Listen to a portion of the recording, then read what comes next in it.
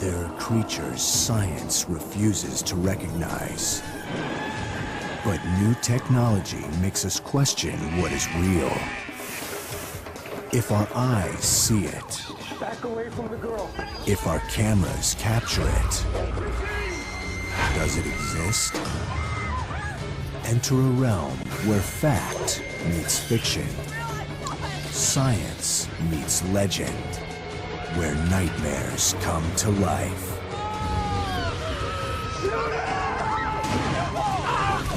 Do you believe? Lost Tapes.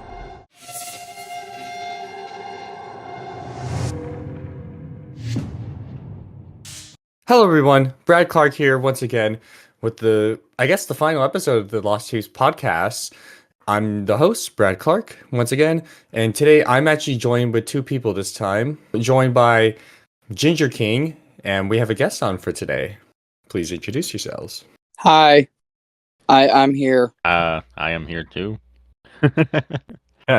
I guess that works. This is Roddy, right? If you don't mind going by Roddy on the show, right? Yes, of course. I probably prefer For it that way. Yes. For sure, for sure. All right, excellent. So today, everyone, like I said, this is the final podcast for now. Probably the final podcast, like in general, unless there's like we want to interview some of the actors or crew involved with the show. But for now, this is the final podcast. But yeah, so first off, we're gonna do a quick speed run of what we think of the show, and we're gonna get into the legacy of the show and how we first came across it. Let's get started. Ronnie, since you are our guest, let's have you go first. Where I'm going to start, like how I discovered the show, or However way you like- want it. I guess which order you feel is most comfortable. I would go with like how I discovered it. It's honestly, nothing too remarkable. As we all know, it aired in '08. I was 8 years old at the time. Just moved to Texas. It was November of '08. Just moved to Texas, living with my grandparents. I watched Animal Planet a lot. I loved shows, of course, like Most Extreme, Untamed and Uncut, or anything to do with sharks. And a couple of times, I remember seeing advertisements, just little snippets of people looking like they were getting attacked in the jungle or attacked in the woods, and then seeing Lost Tapes. I was thinking, is this another animal attack show like I Was Bitten or later on I'm Alive? Then it actually came on the one day, and holy crap! See it late at night. The chupacabra really had me interested, but unfortunately, I didn't stay awake to see the rest. But that's not to say it did. It aired the next night, and then this time I watched it. Yeah, that makes sense. I feel like I forgot his name. He mentioned how his first episode was the Chupacabra episode, and I think that was like a lot of people's first episodes, unless I'm mistaken. You know, It was the pilot, so if you were there for the beginning, it was the first you would see. right? So what do you think of the series overall? I guess, and its legacy. I think it was a very enjoyable series, especially as a kid, of course, just being like 8 years old, and then on, and not even knowing, about the found footage genre. So, like I said, because I liked shows like Untamed and Uncut, they showed real footage, so of course I thought it was all real too. But it was just can't really just say much. I don't think outside of just like much I just really loved the show. I just loved how real it felt. At least as a kid, it felt so real, and that's kind of what kept bringing me back to it. At least until season 2. That's Oh when yeah, things ramped up. Yeah. yeah. And its legacy. Well, of course, as for legacy, obviously there's been like a whole mess of different, found footage, not just found footage movies and shows, but like found footage media. And I think as far as cryptid based media, I think Lost Tapes seems to be just the, part of a rare breed because everything else is typically about Bigfoot and all Right. that stuff. So it was great to have not just some fresher creatures to be given the spotlight on a TV show like that, but it was also a big refresher from going in the woods looking for something that may or may not be real. And it was great to have to have the kind of narrative, that kind of like narrative structure that they made, even if it was a very simple one and one that could be repeated. There was Right. still plenty of plenty of good to have with it. Can't say as far as impact or legacy, it's now only remembered by a few, or maybe a lot, but only a few speak up about it. Right. Yeah. I feel like that's definitely very true with our community. The Lost Tapes community is kind of niche in itself, if that makes sense. Yeah. Um, but yeah, Ginger, how did you come across the show? Well, so I was around 6 or 7, and do you kids remember when DVRs were a thing? I sure did. Oh, So I vividly remember this too, and I don't really remember much as a child, but when the first episode I remember watching, and to date it's still one of the creepiest things I've ever seen. The vampire episode, the first episode of season 2. oh no. At the time when I was a kid growing up, I was huge into Clifford the Big Red Dog and Thomas the Tank Engine. And if you guys remember the Clifford the Really Big Red movie, I think it was called, that was released I think in '04. I would watch that thing until the disc got burned out, essentially.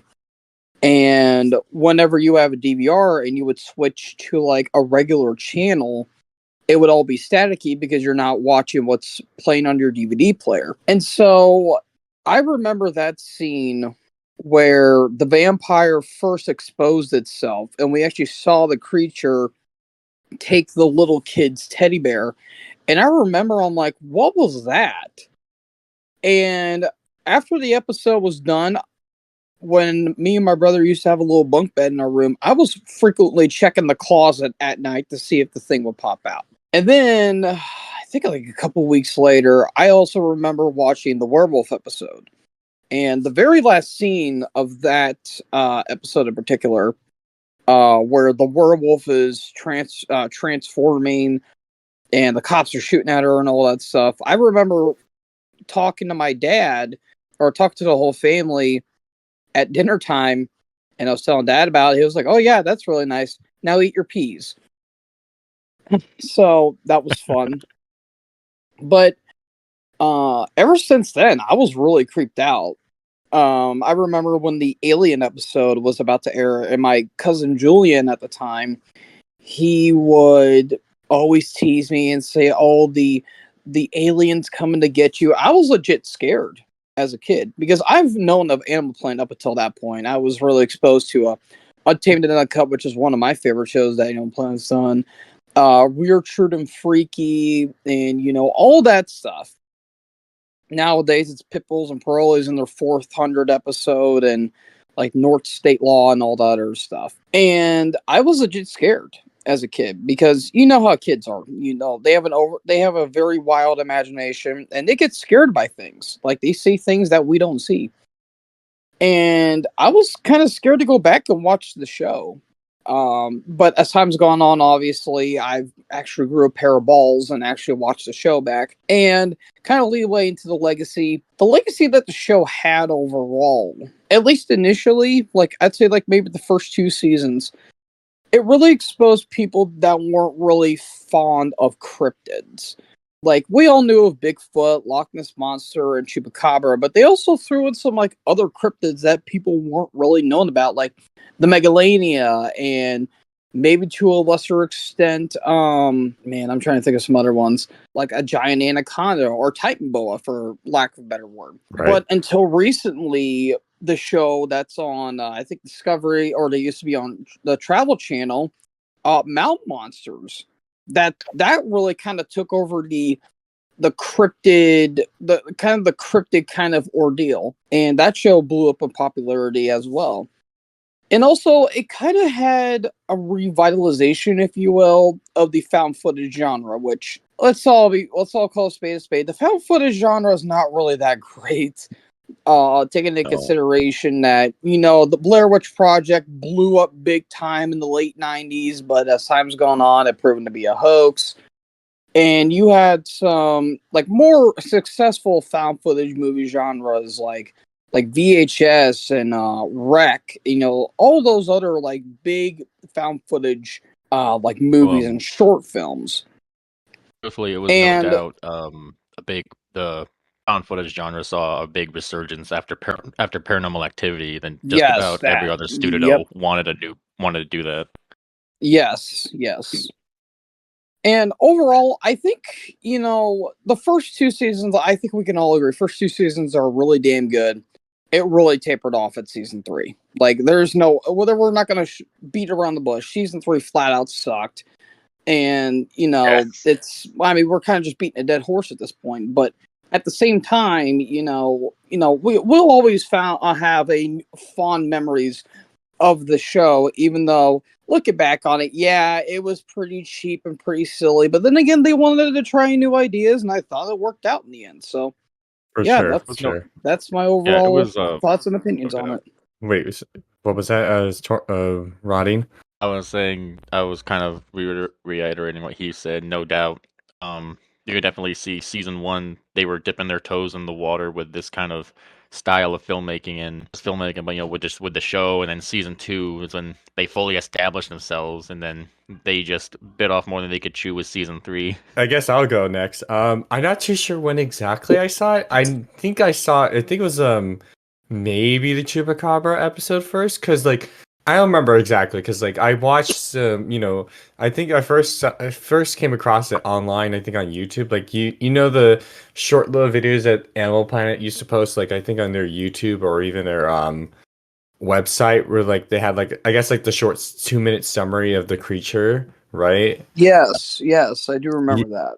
Yeah, like I came across that, and I think the last one I saw was the Chupacabra one. I thought that one was the coolest, and I thought the Cave Demons ones was the most under me because the music in the background, right? But I think my first episode, I'm not sure exactly. It's been so long, but I remember watching it. Like I try to sneakily watch it, and my parents would get mad at me, right?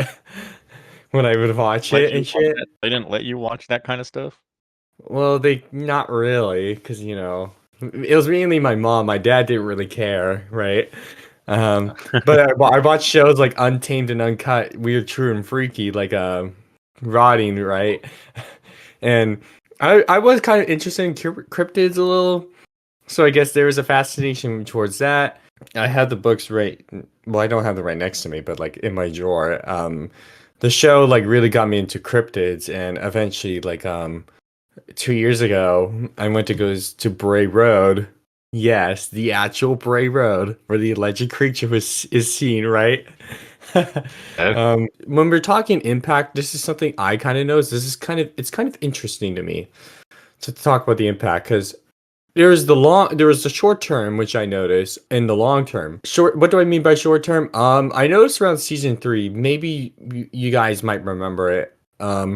There was a show called Close Encounters. It was kind of like Scare Tactics. The show Scare Tactics, and they Yep, talk about the creature, and it'd be like this weird elaborate prank hoax thing, right? And it would yep, scare them, Nope. right? yep. It was called Freak Encounters. Freak encounters. Thank you. Yeah, like yeah, it was like really, really like I thought like that's what I mean by short term. Like I think I was like maybe like one of the only few kids in my school that knew about the show. I didn't really talk about it because it was like kind of like those weird. It was like a weird thing, like you're not supposed to talk about it type of thing. It was like if you knew, you knew like type of thing. But in the long term, I definitely feel like since I feel like this, like especially in the last maybe 4 years or so, there's been a resurgence of cryptids, right? I feel the Mothman Oh, being the most popular, at least like like in memes and stuff like that, right? I'm gonna say it's mostly memes and TikToks, and I can agree. Mothman appears a lot, but I'd say people are more gung ho about freaking skinwalkers and wendigos and stuff. Right. Yeah, I was about to mention that. So like with the Wendigo, like the design, like with the character wearers, I noticed like maybe it's just me being like maybe it's just some logical fallacy on my part. I feel like the deer skull thing was kind of like popularized by the show, and now you see like when you saw a movie, the what was the name of the recent Wendigo movie that had Guillermo del Toro attached? The Wendigo design had Antlers. Antlers. Yes, it's antlers. Yeah, when Antlers came out, like like because the Wendigo was kind of popular at that point with the deer skull. Like, what I mean, like by the Wendigo, I meant like I feel like the show kind of popularized the deer skull motif. Although I could be wrong, because like at least as far as you told me, Rodney, I think a few years ago that the Wendigo doesn't typically have a deer skull, at least not normally. More traditional the descriptions or depictions of the Wendigo. They just look like seriously emaciated humans, and they're like freakish, like tall as the trees and stuff. Oh yeah. Yeah, I don't know how or where the deer skull came from. That's probably been beyond me, but I remember I saw it. It was very popular in like artworks and stuff even before the show, and the show no doubt brought it to live action. Fair enough of a point. Yeah, like I definitely do notice that like you said, like now I think if the show were to come out now, I feel like maybe people would be like the community would be a little bit bigger, but also like I feel like it'd be a little bit more toxic. I kind of like how our community is like it's very tiny and it's like kind of like tight woven and like not like cult like in the sense that we all think the same, but like we're very friendly, you know what I mean? Yeah. Alrighty, so before we continue on, Solomon Pleasant could not make it onto this podcast, but I do have a statement. I'm gonna read it for you. I'm gonna try to read it word for word. So I first saw Lost Tapes when I was in middle school. I think around 7th grade. I was visiting my grandparents in the spring, and with the way old people live, they had a TV that wasn't as the one you would have at your own home ever is. I still tuned in on and flipped through the channels because bored kids going to do that. Absolutely. I think maybe Yeah. that's the way I did that. Mind you, I knew that about cryptids since I was in the 3rd grade. I think that's like the general age bracket we find out Yeah, the about general cryptids. consensus. You're Yeah. right.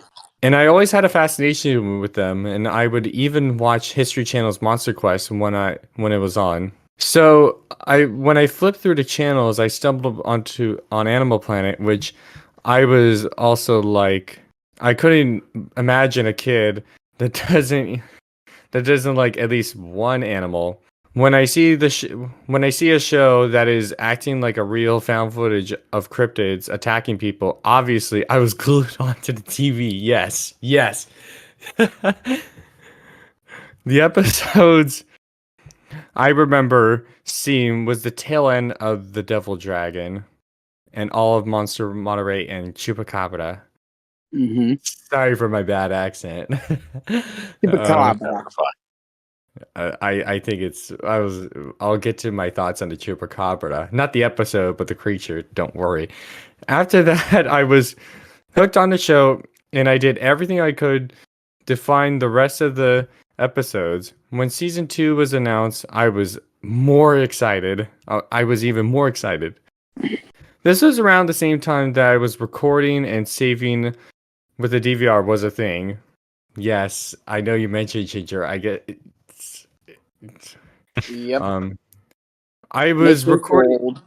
I was recording Monster Quest and Lost Tapes whenever I could. From there the rest is history in terms of the show has done for me.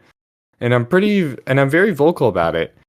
In terms of what else the show did, I think it introduced me into the found footage genre, and I now consider this found footage genre one of my favorite horror genre as a whole. I would also say that the show got me into loving monster horror and all the unique step ups you can do with monster horror and found footage. If you have any further questions, feel free to ask. I think that summarizes it for everyone. Yeah, like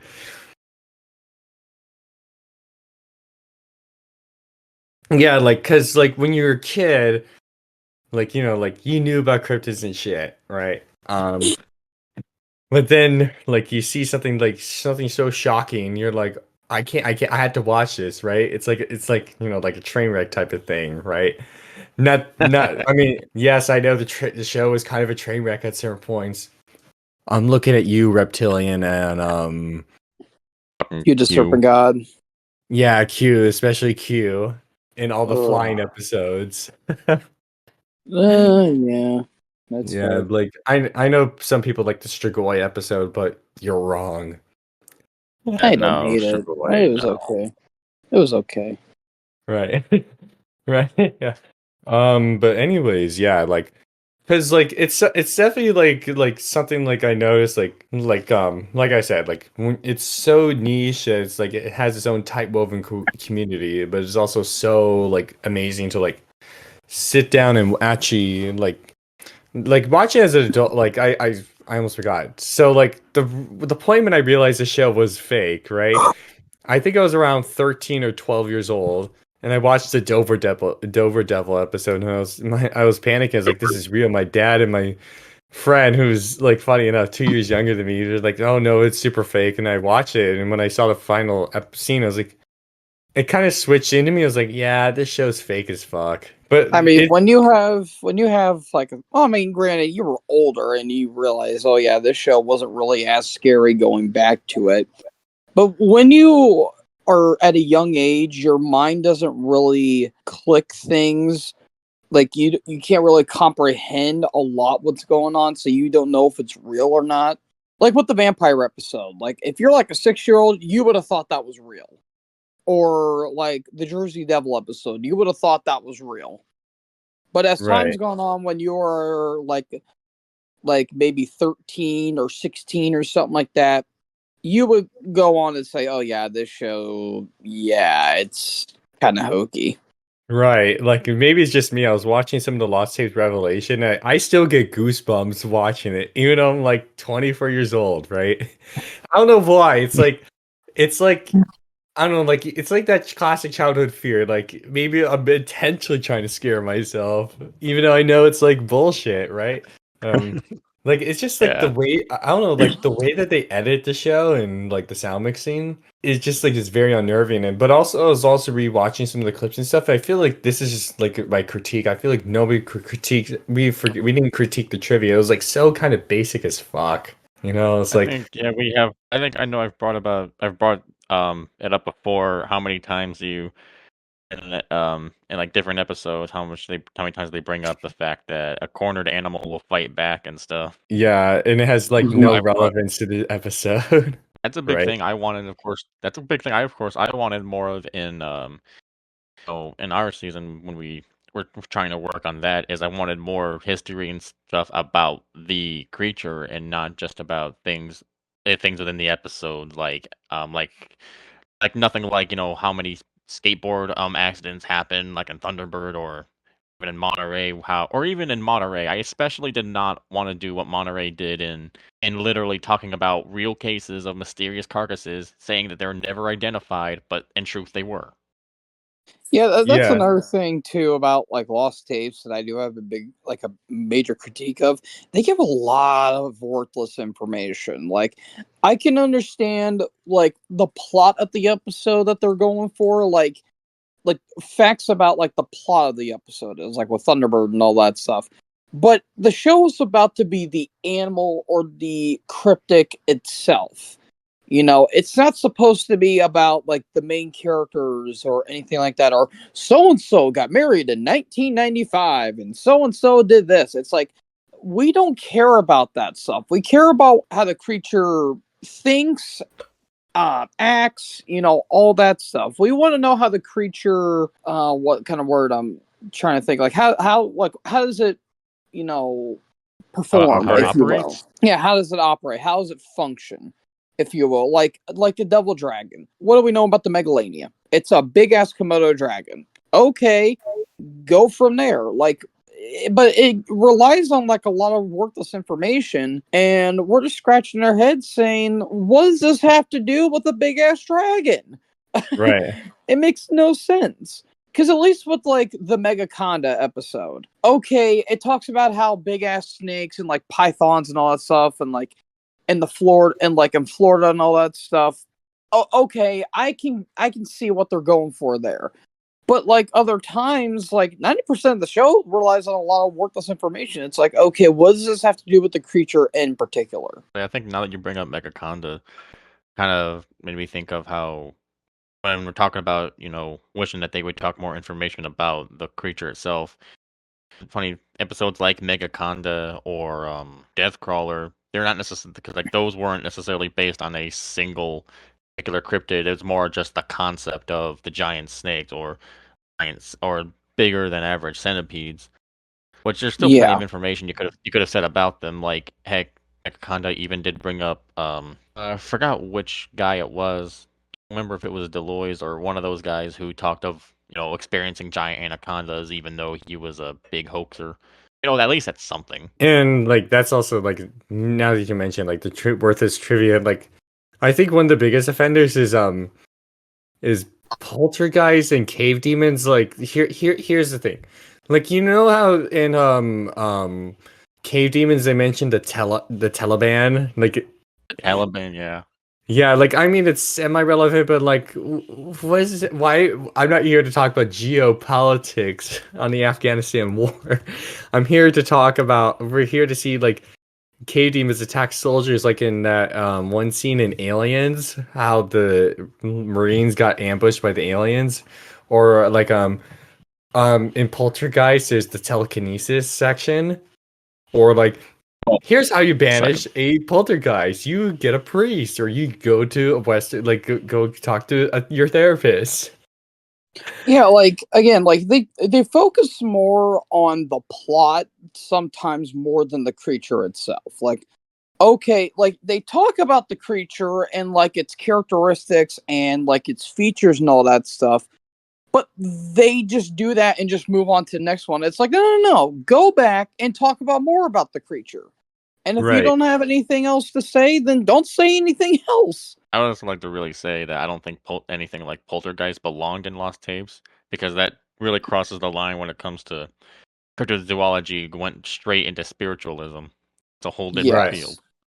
And Right. I mean, Right. you can even say that with like season two. Like you could see season two, they were starting to lose a lot of creativity because of course, you have like vampires and werewolves. You have the lizard man, or something like that. Like that's not really a cryptid. That was more urban legend, if you will. And that's another thing too that I've realized as the show's like gone on and thinking about the show more. They wanted to go for more like what was the big thing at the time? Like of course, like Twilight and all that stuff. Like that was like the big thing of the late 2000s, with the whole vampires and werewolves and all that stuff.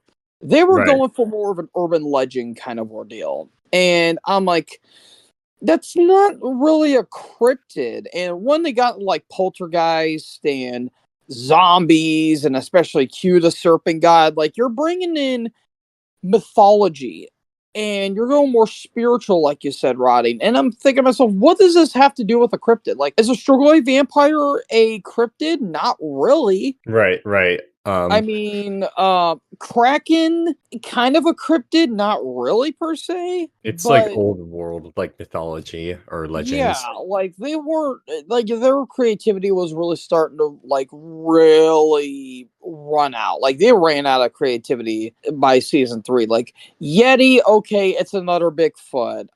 Wendigo, okay, that's more of an urban legend Right. and Right. all that stuff. Like that's not really a cryptid. They were trying to go more to be more with the time, if you will, instead of like really looking to see like what cryptids have we not talked about yet. Because literally they have the only cryptid they like really haven't talked about, they just kind of glossed over it, was the Loch Ness. And the Monster Monterey episode, that wasn't even about Loch Ness. That was about a plesiosaur. That was a Right. dinosaur. So they really should have done a Loch Ness episode, but we Yeah, all know they. they missed out. That is like I think that's like the biggest like missed opportunity was they did that. And I know I mentioned a while ago how I said I would like to see urban legend creatures, but looking back, here's the thing.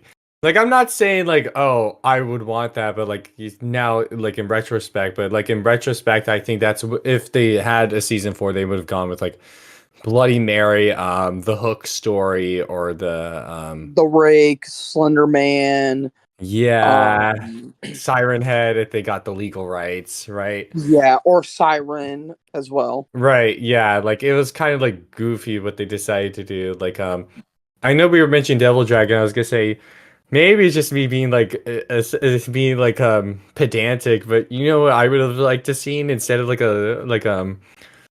Megalania, either Bunyip or maybe make the Devil Dragon like the giant crocodiles that used to, I guess, live in Australia. Go figure. Because I Mm. found out fairly recently there were giant land crocodiles in Australia that were about the same size as Megalania. I was like, that sounds way more interesting than a giant Komodo dragon, but that's just me. I mean, Yeah. they kind of did that with Bear Lake Monster to an extent. Like it was a half man, half alligator hybrid or something like Yep. Swamp Creature, but they just Um, they never really went Um, into full detail with it. so what was it? Bear Lake was I want to say Bear Lake was not half human. It's actually unclear what Bear Lake was even supposed to be. The pictures they bring up almost look like those, historic marine reptiles. Right, But when they bring up, it's something more crocodile-like, but it can walk on land. right, It gave me more the impression, like, yeah, something more like something more just crocodilian in a way. Yeah, Yeah. it was nothing humanoid. right. Oh, I was probably Um, thinking of something else then. and then I guess I'll say right here, I'll just talk about two of them. Bear Lake, Solomon did some research and he told us that the whole thing was a hoax. Yeah, And, it's been a hoax for a Yeah, long time. like a lot and of then these are. right, yeah, that's true. And then Reptilian, Oh that God. they should have never gone with the conspiracy theories. This is why I think the urban legend stuff. I've talked about a couple times with you guys, but I'll just say it for the audience. Like Reptilian, I think should have never been made. Not only is it a bad episode, but oh boy, It's it's a giant middle finger to the fans as a last episode. well And that it's not just a middle finger to the fans. It's you see the Reptilian conspiracy theories kind of, from what I understand, is from two friends of mine who are Jewish. It's actually rooted in anti-Semitism. The whole Oh, thing it is just very it's I just would say it very much is. and yeah, But they were trying to be subtle with it, but it just did not work. Like you could like the reptilian concept could have worked, but the way that they went was terrible. Like they but did I it think so lazily. And the creature looked stupid. Like it wasn't even a creature. It was just a man or that hoodie. had scales on his face. That was literally it, and had a long ass tail. That was literally it. Yeah, that's true. well, even then, though, the biggest problem is that reptilians, like I said, they're strictly conspiracy. They've got no lore. They've got no real backstory outside of course, the theories themselves. And yeah, like you brought up, the whole reptilian over thing is rooted in anti-Semitism, but the whole underground reptilian society thing really more started out as a kind of a get rich ploy because the original stories that they lived in cities of gold and shit. Right. That makes I sense. was That gonna makes sense. yeah, I was gonna bring up pretty much like what you were just talking about, kind of crossing into urban legends. I would say I don't think they ever crossed strictly to urban legend territory because like you brought up vampires and werewolves and stuff. Kind of the beauty of those episodes is that they kind of stripped them of their mythological traits and kind of put them into a more zoological, yeah, kind of more of a zoological, not completely zoological because there was still the werewolf thing, the person just suddenly like going feral and stuff. I'm surprised they don't talk about feral humans because that would have been an interesting thing to perspective to look at it as, but I digress. Yeah, Right. The vampires are completely ambiguous as per what the heck their origins are. And then again, that's why I love them. But like I said, they've got none of the transformation, none of the basically all the other basic vampire crap that Strigoi did. Right. yeah. Well, then also you got to take into consideration they didn't really have much of a budget, and they didn't want to make the show look phony at that time. But then, like when season 3 came around, it's like, okay, yeah, this looks stupid.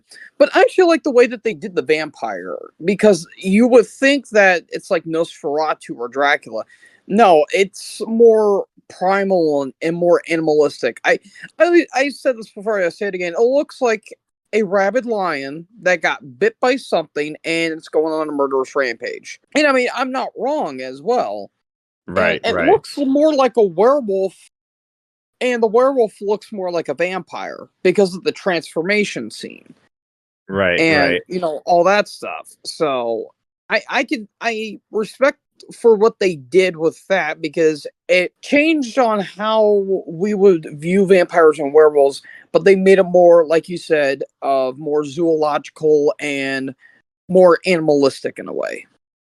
Right. Right. I was gonna bring up going back to the spiritualism comment I brought up with Poltergeist. Right. Like I said, when you go into supernatural, you really do leave the realm of zoology altogether. No, of course, you can even say the same for Wendigo. Like Wendigo is no doubt very supernatural written, but again, the way they did it, thought it was just okay that they kept it to kind of a realistic, just semi-realistic minimum. But anyway, but with Poltergeist, fact is, ghosts and like souls in general they're so ill defined. There's just like what can you do? Like what can you do about them? Trying to put them in something more zoological, it's downright impossible. That's the beauty of the supernatural. But another question that I recently just thought of. A Yeah. lot of people believe, ghosts are just souls who have been left behind by God, correct? Right. Yeah. If Now say if like Lost Tapes, like all the Lost Tapes episodes happen in the same universe, we have ghosts on one hand, which are typically more Judeo-Christian they have a lot more ties in Judeo-Christianity than in most religions, and most cultures have their own forms of ghost. But then we've also got Q, who is a Mesoamerican god in the same universe. Does that make sense? No. No. Exactly. And the fact that it happened in the same season as well is so mind blowing. Yeah. I mean, go figure, right? Yeah. We got basically we almost got mythologies here, and we've got two conflicting mythologies all in one. Right. Yeah, like also like what was it? The vampire, no, not the vampire, the zombie episode. Oh, I don't know, like I know it was made because like Walking Dead was a big hype back then, but like I feel like that whole episode was just a promotion for World War Z. I mean, think about it. You have the author Yeah, World War Z, and you have like I maybe got some of the elements of that book. I haven't read World War Z or seen the movie, so like I can't say. well, Yeah. to clue you in, the only thing the movie has in common with the book is the title. Yeah, I've heard about that. I haven't seen World But War Z in forever. I remember briefly watching it, but I mean, with zombies, it's like they were really starting to jump the shark at that point. It's like, yeah, they are starting to really stretch it. Mhm. And it became more about, politics and more government based. And it's like, what does this have to do with cryptids? And not to mention, it brings in the Umbrella Corporation. Oh Um, boy, everyone's You mean favorite. Enigma? You mean Enigma Corporation? no, it's well that too, but it's Umbrella Corporation. That's literally what it is. Or Okay, it's And I swear so to you were making God, a joke. I've never seen. That is one of the worst parts of a show I think I've ever seen. Like every episode that corporation was involved in was fucking horrible. I don't think there was I one good agree. episode. Well, like, well, it was zombies. It was Q. Roy, What was there another one that they your were a boy, part of? your Strigoi. boy. Well, Strigoi wasn't terrible. It was just okay. right, But right. it's just like, yeah, no thing. Like, not to mention, this was when Resident Evil was kind of a big deal at this point, even though the movies in themselves sucked. But it's just like, okay, you're just jumping on big trends at this point. Like, you're really starting to jump on trends. Like Right. with like Ghost and zombies and other Sumerian demons and all that stuff. It's like you were losing the charm that the show had initially. But we probably should say, can we at least acknowledge the the little gem fragments that was in that season? Oh The yeah, yeah, what? absolutely. Yeah. The As what? Yeah. as, che- as cheesy and cheap as the season probably was, I do enjoy Devil Monkey, and I did not hate Beast of Bray Road. I don't mind cracking either. Yes. Yeah, Yeah. I agree. Like I maybe my only critique for Devil Monkey besides the guy wearing Vans shoes is we didn't get like a multiple of them. We only got like one of them.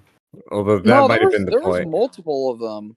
Was No, there? Um, yeah, I was gonna say I remember seeing more than one devil monkey in there there. was like what 3 or 4 of them, I I believe. Oh, don't remember. maybe it's just me then in that case. Hmm. Yeah, for sure, for sure. Yeah, I'm Oh, pretty sure. I was gonna say since we were talking vampires, I'm sure like I've been doing some traveling around. I've been traveling to some of the locations and stuff. So that was actually pretty cool to see some of the locations and shit, like yeah. actual locations where they shot the episodes, right? Mm-hmm. Yeah. It's quite interesting, like seeing like the vampire house, like it's much bigger than I was expecting. It's very big, but then again, it's like a mansion. I don't know how you could get a house if during the Great Recession, but more power Yeah, to no, like you. dude lost his job to economic downsizing. And then again, if the house was housing vampires, maybe that's why it was cheap. Oh yeah. Yeah, he was trying to avoid big rent. Well, Right. maybe the rent he was trying to avoid, it was the guy from Spider-Man, the one that won't fix the door. Oh yeah, maybe he was in on it. Who knows? Oh no, he obviously wasn't in on it. Come on. But yeah, like I'm just like I said, just like yeah, the whole show like is kind of like a weird not a fever dream because it's not a fever dream. It's like a really weird like cult like show because I know Wendigoon recently talked about like well, I think 4 years ago. I was surprised that even he knew about it, and it just seems like more and more Lost Tapes fans are more speaking out because of the Wendigoon video, and I obviously appreciate it. Yeah, I mean Solomon's like top 13 scariest or top 12 scariest Lost Tapes episodes. That really broke out because I'm a little bit people knew the show but don't remember it. But then when they watched that, they were like, "Oh wow, yeah, this was a kind of a big deal at the time." And then obviously Smaug got on it. I I jumped on remember that train as well. I do remember literally years ago seeing Solomon's video. And it was the only video I remember that was talking about on YouTube talking about lost tapes. Whereas like Right. there was pretty much like nothing. There was pretty much nothing else. And yeah, then yeah, years later, I happened upon Smaug's video, and this was actually after I've seen other people like make posts on other sites about what they would have wanted to do for season 4. And Mm-hmm. I found I found Smaug's video. It was not just his season 4 ideas, but it was also his other lost tapes ideas. And that of course in turn inspired my video. And I still get comments of people telling me their own season 4 ideas. Hmm. Right, right. And this is just maybe just me asking the question. Is it possible we could get a season 4 because it's been booming recently? I personally don't think so because well, given like Animal Planet Warner Brothers Discovery, the parent company of Animal Planet is like so interested in what's it called? In like reality TV shows, right?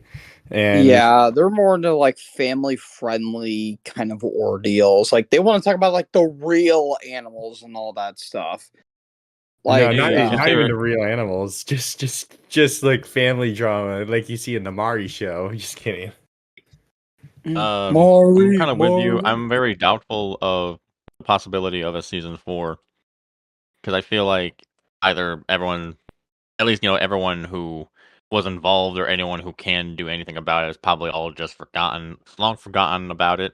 There was that one like teenage girl that was on Twitch one time, and I think Yeah, Smaug went on her Twitch, and she was like, "Oh yeah, I remember that show." Oh, Megan Lee, yeah, one of the actresses. We did try to get. yeah, for I'll just say it. We did try to get in contact with her, and she never like responded. Like that, it was fine. I guess she was focused. Like there was like a big drama on her end, like not like her fault, but it was like only fair.